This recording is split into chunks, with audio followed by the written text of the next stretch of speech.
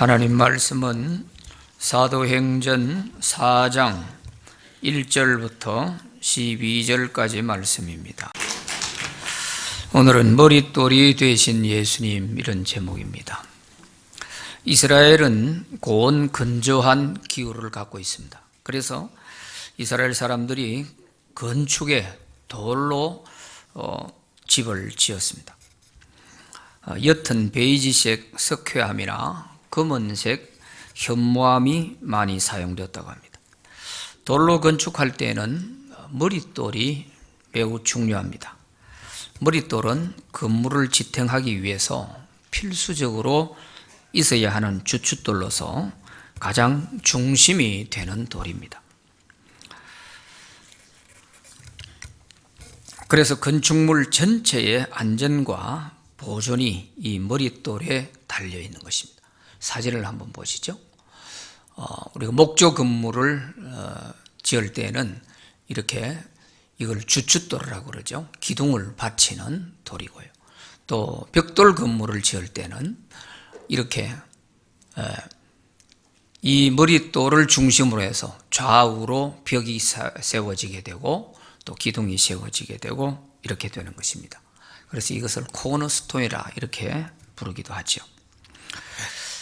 그러므로 건축자는 가장 단단하고 큰 돌을 골라서 머릿돌로 사용을 한다고 합니다. 건축에 있어서 머릿돌이 이처럼 중요하듯이 우리 인생의 집을 건축할 때 머릿돌은 무엇으로 해야 할까요? 그것은 예수 그리스도입니다. 오늘 본문 11절 말씀에 보면 예수님이 우리 인생의 모퉁이의 머릿돌이 된다고 말씀하십니다. 본문 4장 11절 같이 한번 읽어보시죠. 시작. 이 예수는 너희 건축자들의 버린 돌로서 집 모퉁이의 머릿돌이 되었느니라. 아멘. 이 예수는 머릿돌이 되었느니라.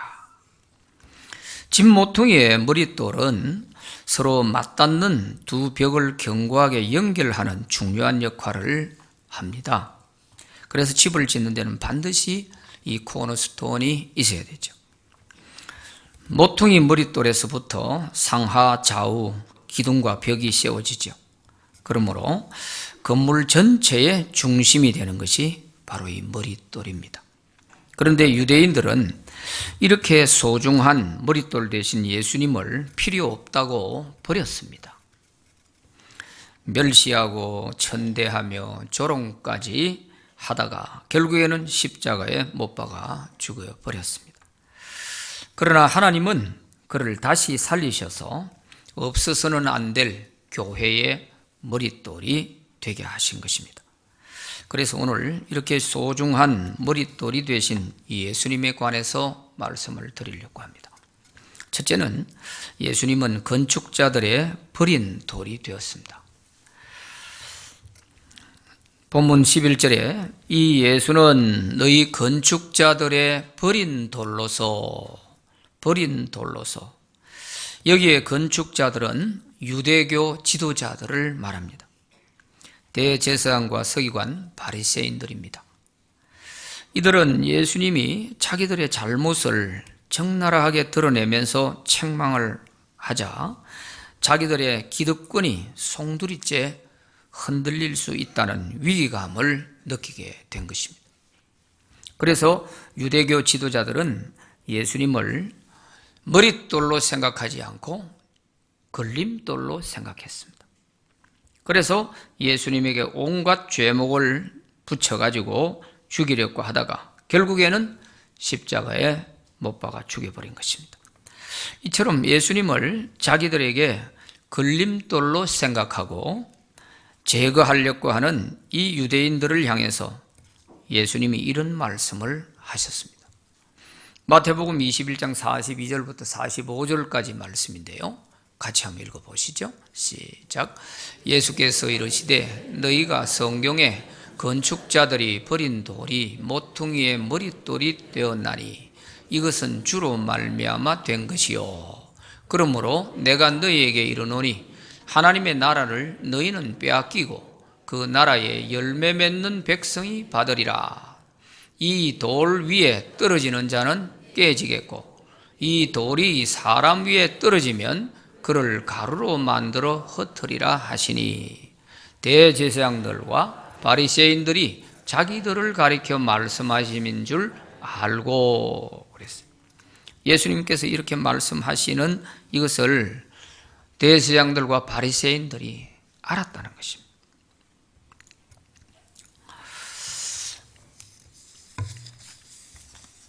하나님은 예수님을 머릿돌로 보내셨는데 유대 지도자들이 버렸기 때문에, 그래서 이들은 하나님의 나라를 빼앗기고 예수님을 머릿돌로 받아들이는 자들이 천국에 들어갈 것이다, 그렇게 말씀하십니다.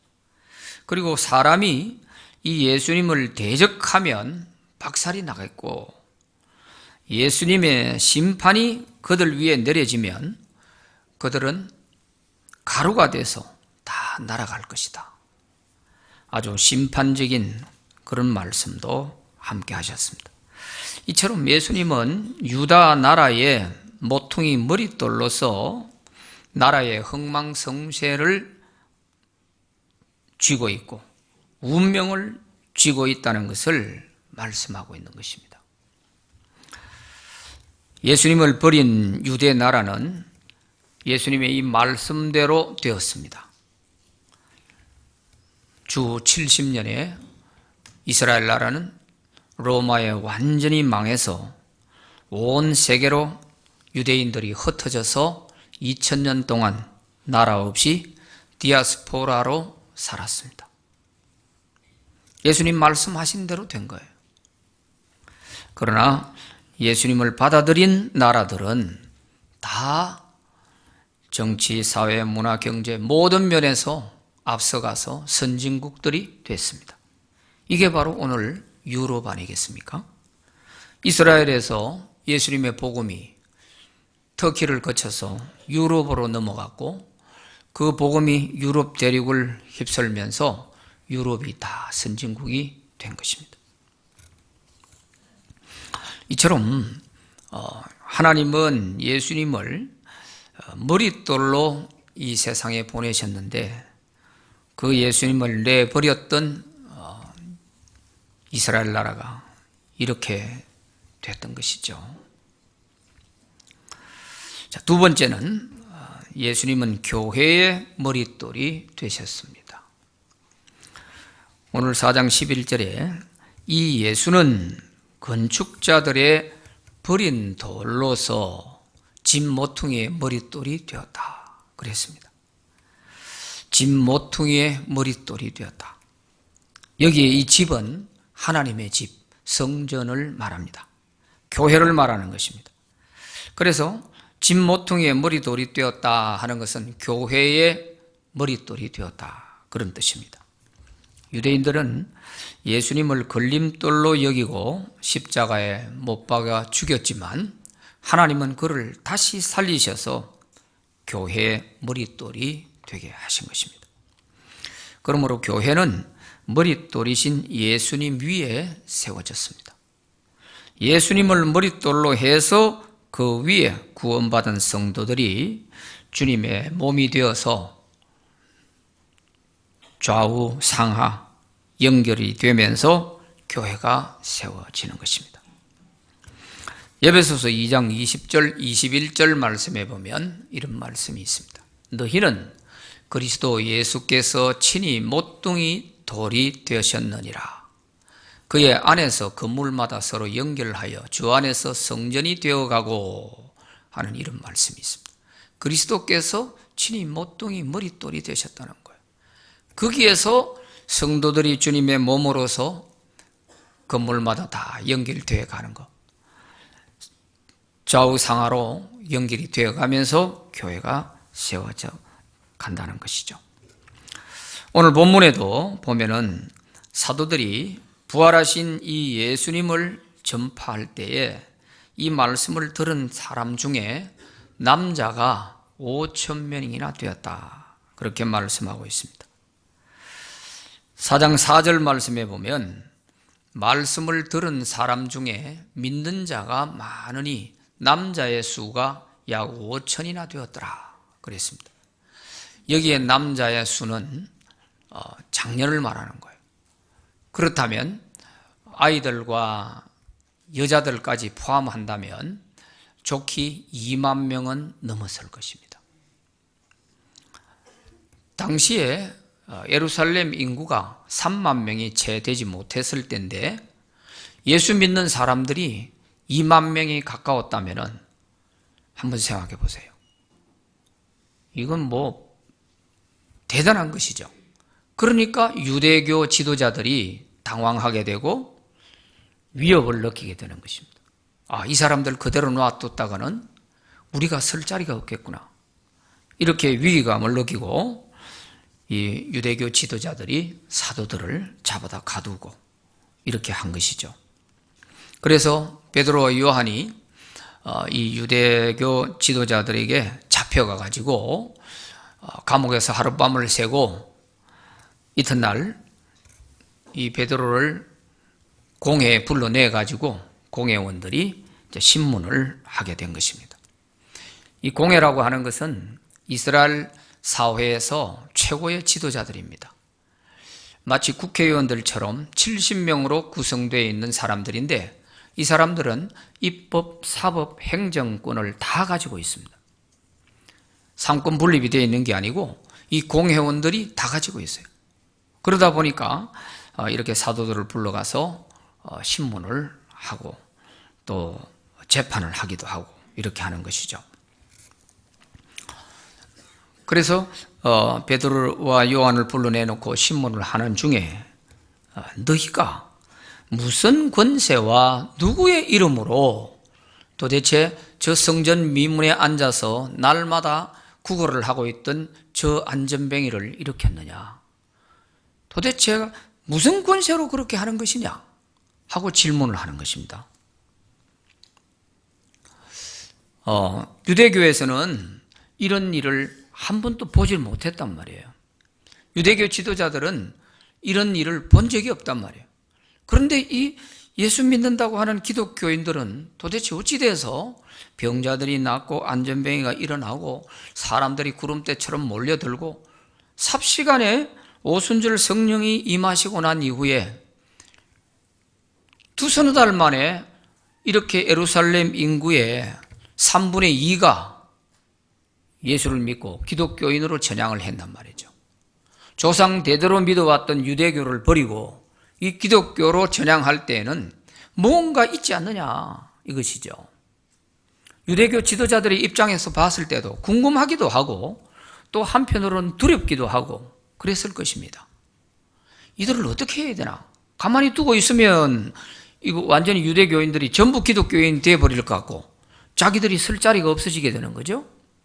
이러니까 그냥 둘 수도 없고 어떻게 제재를 하려고 해도 방법이 마땅치 않고 또 예루살렘 시민들은 이런 기적을 다 보았기 때문에 그렇게 따라가는데 그걸 강제로 어떻게 할 수도 없고 참 막연했을 거예요. 그러니까 이 사도들을 잡아가서 이제 신문을 하게 된 것입니다.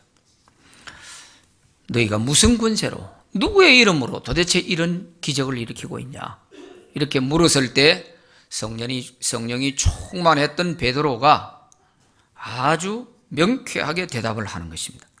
그게 오늘 본문 4장 8절부터 11절까지에 나와 있는 내용입니다. 같이 한번 읽어보시죠. 시작. 이에 베드로가 성령이 충만하여 이르되 백성의 관리들과 장로들아 이 사람이 어떻게 구원을 받았느냐고 오늘 우리에게 질문한다면 너희와 모든 이스라엘 백성들은 알라. 너희가 십자가에 못 박고 하나님이 죽은 자 가운데서 살리신 나사렛 예수 그리스도의 이름으로 이 사람이 건강하게 되어 너희 앞에 섰느니라. 이 예수는 너희 건축자들의 버린 돌로서 집 모퉁이의 머릿돌이 되었느니라. 아멘.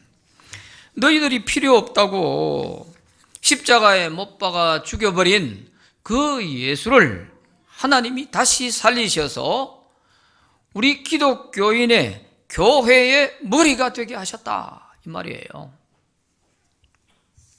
얼마나 아주 당당하게 얘기를 했는지요.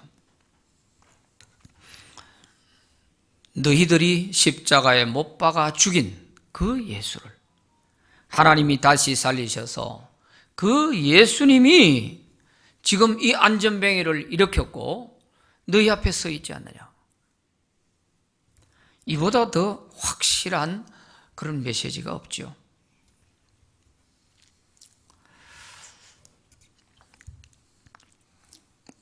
교인 한 사람 한 사람을 구원하시는 분도 예수님이고 성도들을 다스리는 분도 예수님이고 천국에 들어가게 하시는 분도 예수님이십니다.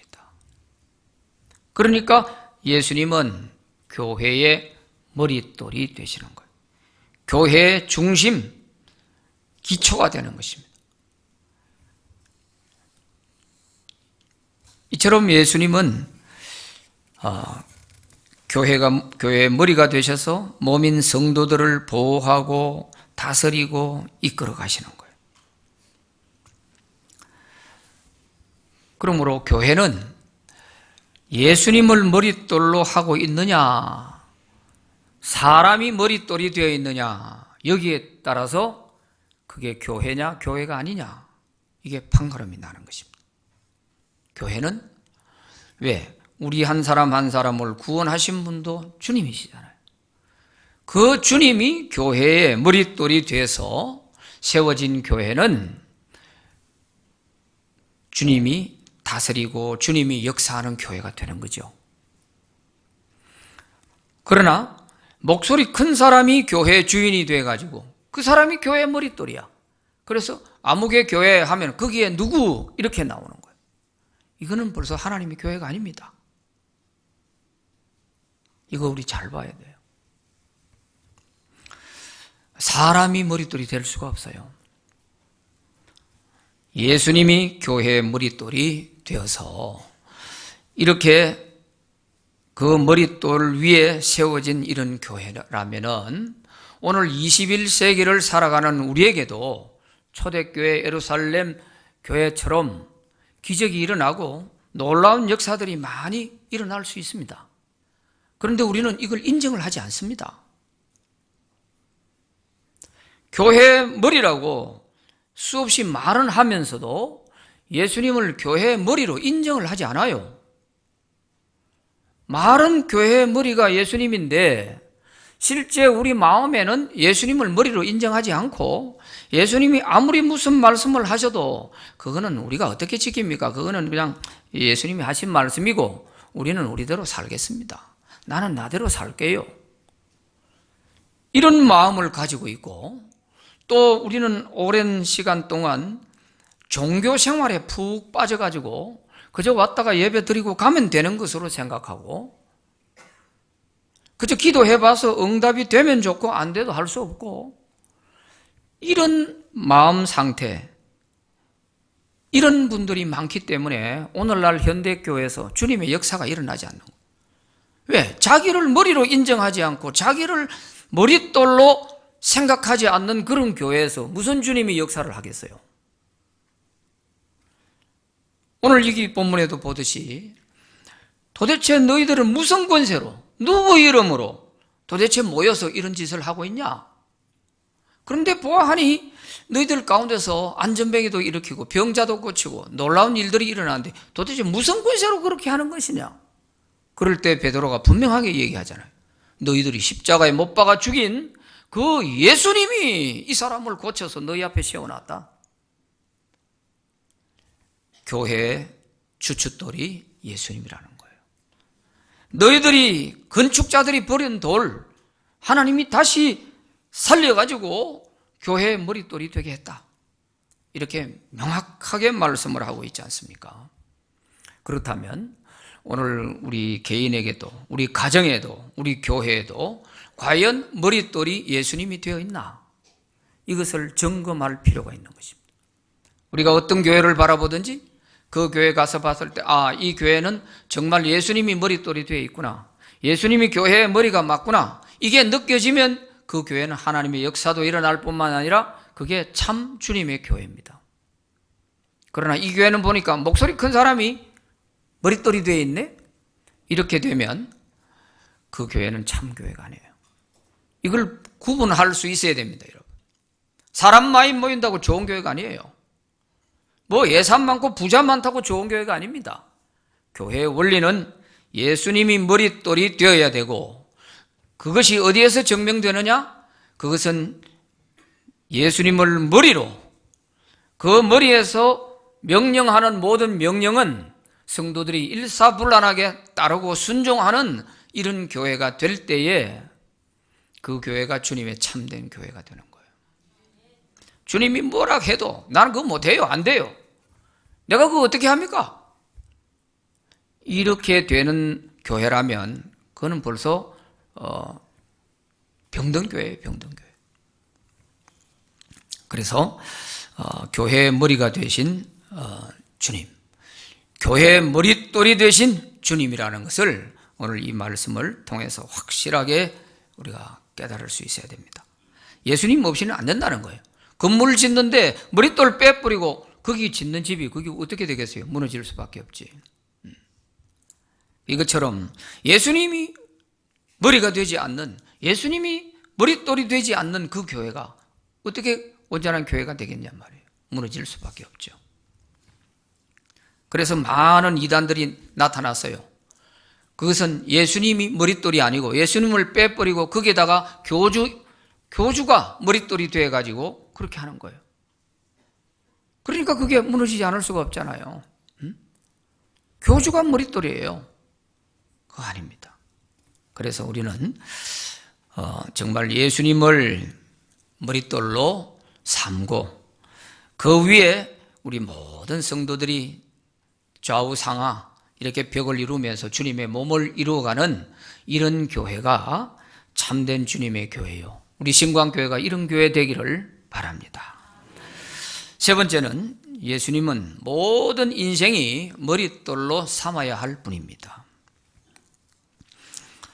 오늘 본문 4장 12절 말씀에 보면 다른 이로서는 구원을 받을 수 없나니 천하 사람 중에 구원을 받을 만한 다른 이름을 우리에게 주신 일이 없음이라 하였더라 그랬습니다. 다른 이로서는 구원받을 수 없나니, 여기에 구원이라는 것은 단순히 우리가 예수 믿고 천국 가는 이 구원만을 말하는 게 아닙니다. 우리가 예수 믿고 구원받은 사람으로서 하늘나라 갈 때까지 이 모든 삶의 여정에서 우리를 구원하실 분은 주님밖에 없다. 왜? 주님 외에 다른 구원받을 만한 사람의 이름을 우리에게 주신 일이 없다고 했잖아요. 그러니까 오직 예수밖에 없어요.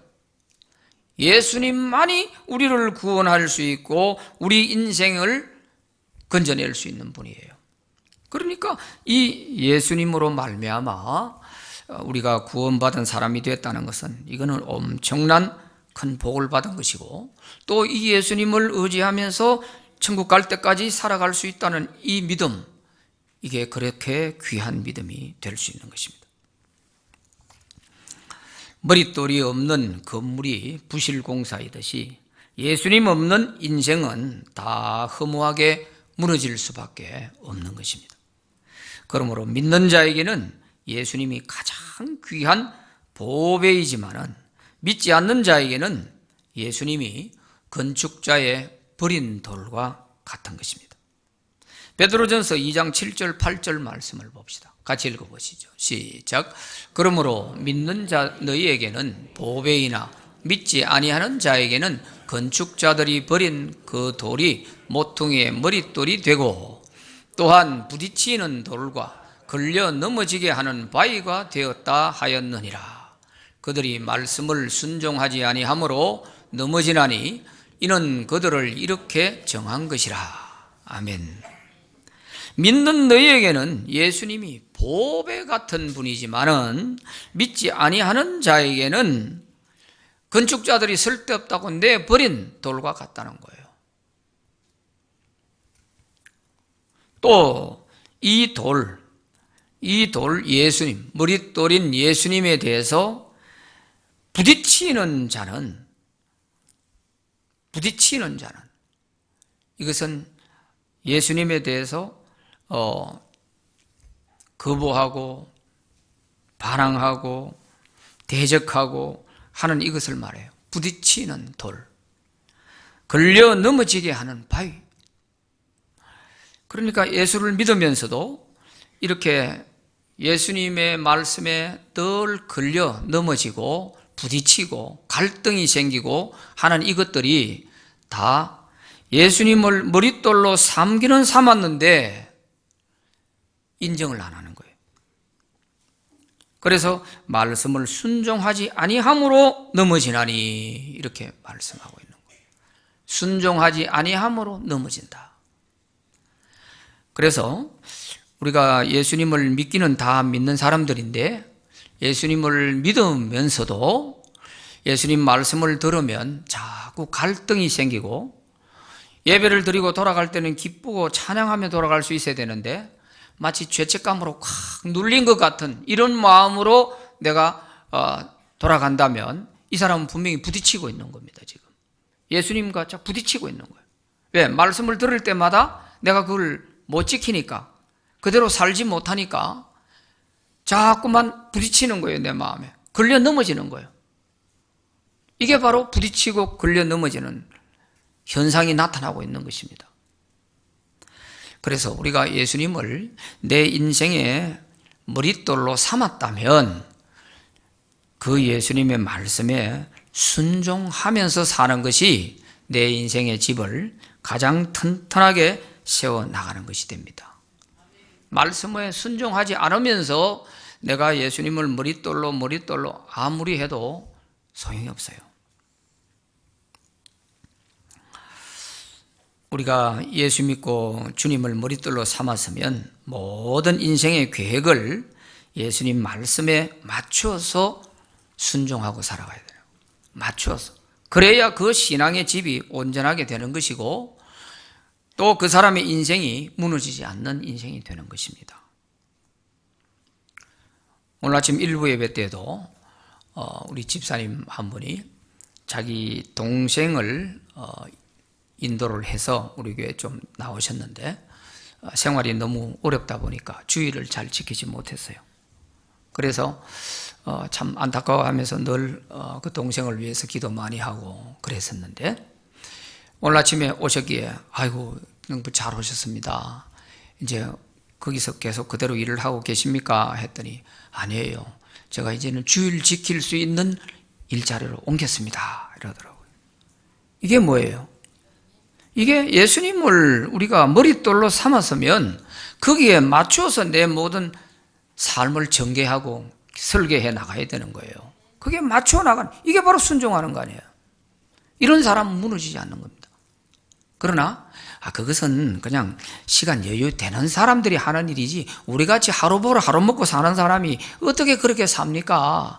뭐 돈을 벌어야 예수도 믿고 교회 와서 헌금도 하고 할 건데 어떻게 합니까? 이제 이렇게 자꾸 맞추어 나가는 것은 예수님을 믿기는 믿지만 모든 자기 인생의 설계나 계획이 자기 중심으로 이렇게 맞춰 놓고 그저 예수님 좀 도와주면 고맙고 안 도와주면 할 수 없고 이렇게 살아가는 거예요. 이거는 예수님을 머릿돌로 삼은 게 아니에요. 형식적인 거죠. 그래서 우리는 예수님을 머릿돌로 삼고 살아간다면 예수님 말씀에 올 한 해는 연초부터 철저히 내가 한번 주님의 말씀에 맞춰서 내 계획을 세우고 한번 이렇게 한번 살아보자. 그래서 연말에 가서 결산 한번 해보자. 어땠는지. 이런 믿음은 있어야 될 거 아니에요. 해마다 신년이 되면 뭔가 새로운 계획과 새로운 기도 제목들을 가지고 하는데 어디서 무너지느냐? 자꾸 여기서 무너지는 거예요.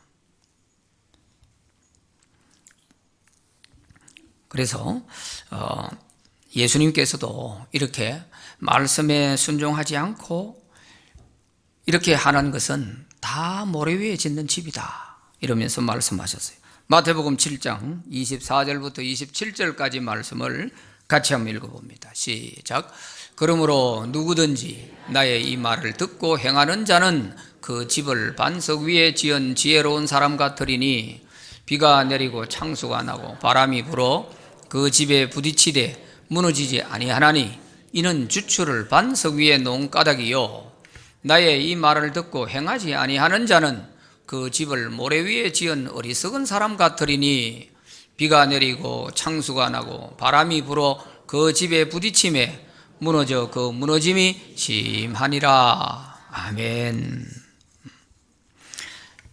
주님 말씀을 아무리 들어도 그 말씀을 내가 듣고 지켜 행할 때에 그 사람은 반석 위에 믿음의 집을 지어가는 것이고, 행할 때에 그 사람의 인생의 집이 반석 위에 탄탄히 지어가는 것입니다. 그러나 그저 말씀은 듣는 것에서 끝이고 그렇게 내 마음대로 살아간다면 이것은 모래 위에 지은 집과 같다. 이게 언제 나타나느냐?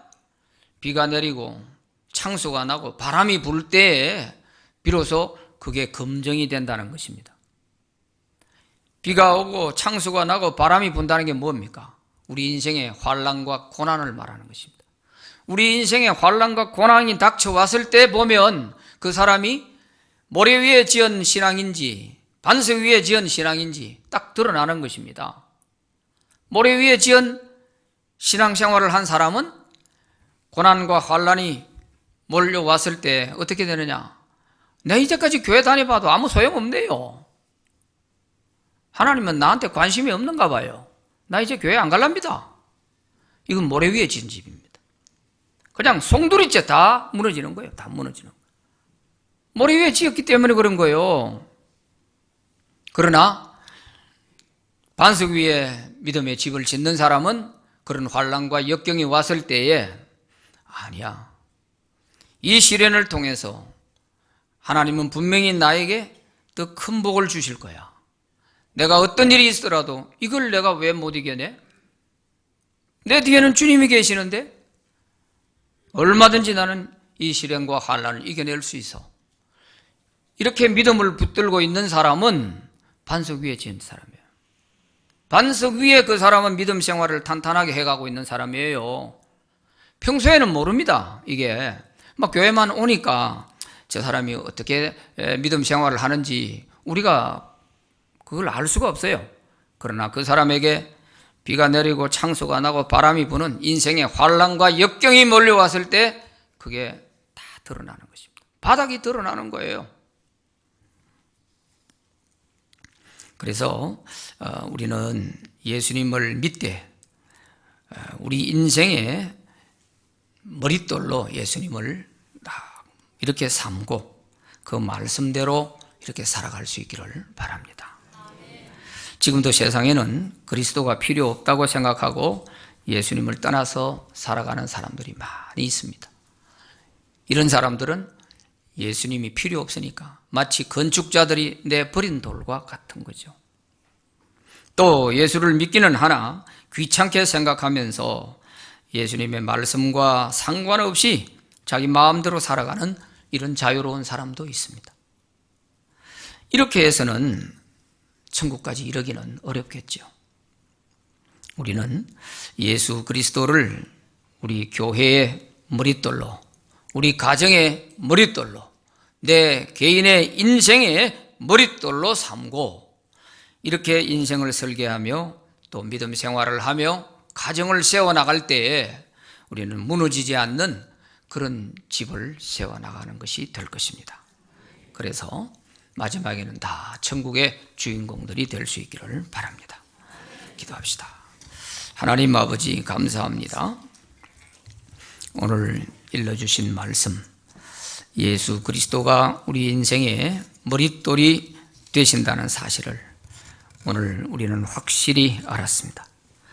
하나님은 예수님을 머릿돌로 보내셨지만 필요 없다고 다 십자가에 못 박아 죽여버린 그 유대인들이 어떻게 되었는지 우리는 역사를 통해서도 분명히 알고 있습니다. 우리 개인의 인생에 있어서도 주님이 필요 없다고 큰 소리치며 살아가는 많은 사람들이 인생이 송두리째 무너지고 헛되다고 탄식하는 사람들을 봅니다. 예수를 믿어도 내 생각대로 내가 머릿돌이 돼서 살아가고 종교 생활을 하는 사람도 적지 않습니다.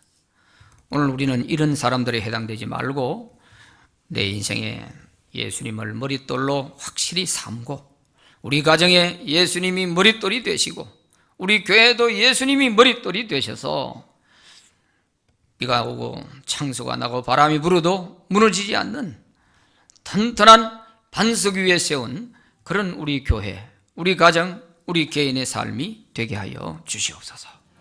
그래서 모두가 마지막에는 다 하늘나라 천국의 주인공들 되게 하여 주시옵소서. 예수님 이름으로 기도하옵나이다. 아멘.